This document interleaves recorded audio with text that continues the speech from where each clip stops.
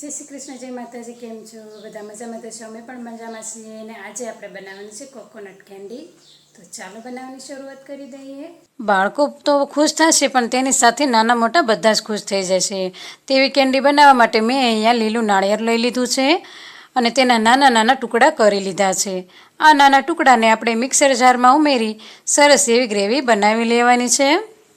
તો સરસ એવી ગ્રેવી આપણે આ બની ગઈ છે. તેમાં મેં અહીંયા બીજો કપ પાણીનો પણ ઉમેર્યો હતો. તો કમસે કમ આટલી ગ્રેવી બનાવવા માટે મારે અહીંયા 2 કપ પાણીની જરૂર પડી છે.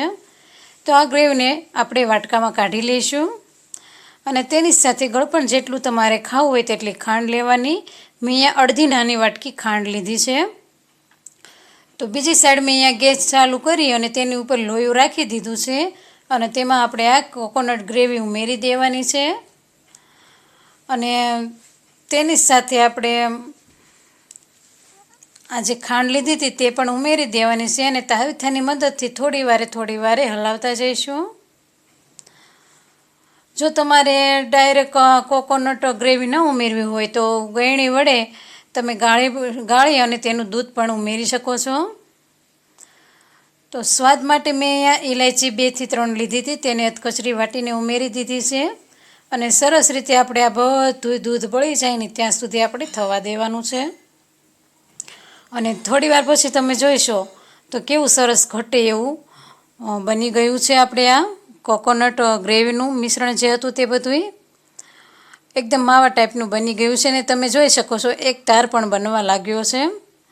તો બસ આટલું ઘાટું થઈ જાય ને એટલે આપણે ગેસ બંધ કરી દેવાનો છે અને સરસ રીતે આપણું આ બેટર થઈ ગયું છે તેને ફરીથી એક વખત હલાવી લઈશું અને હવે આપણે એને નીચે ઉતારી લઈશું. તો તાવેથાની મદદથી થોડી વાર આપણે હલાવી લઈશું જેથી કરીને ગરમ વરાળ ઉડી જાય. તો તમે ઈચ્છો તો ડીશમાં પણ તેલ લગાવી તેને ઠારી શકો છો અને પછી તમે તમારો મનપસંદ આકાર આપી શકો છો.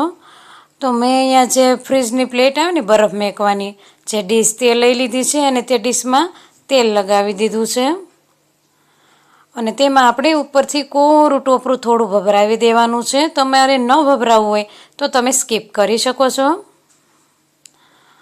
તો ચમચીની મદદથી આપણે સરસ રીતે આ ખાનામાં સેટ કરી દેવાનું છે. ખૂબ જ મસ્ત એવી આ બનીને કોકોનટ કેન્ડી તૈયાર થાય છે. જો તમને વિડીયો પસંદ આવે તો લાઇક, શેર અને સબસ્ક્રાઈબ કરવાનું ભૂલતા નહીં.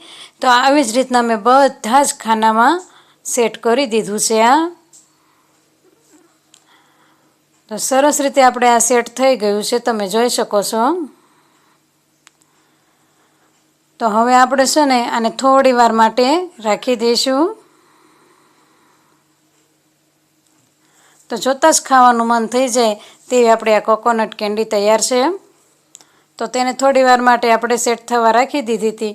તો સેટ થઈ ગઈ છે. તો હવે આપણે આ હળવા હાથે બીજી ડીશ ઊંધી રાખી અને થપથપાવીને કાઢી લીધી છે. તો સરસ એવી આપણે આ કોકોનટ કેન્ડી અથવા તો જેલી તમે જે કહો તે તૈયાર છે.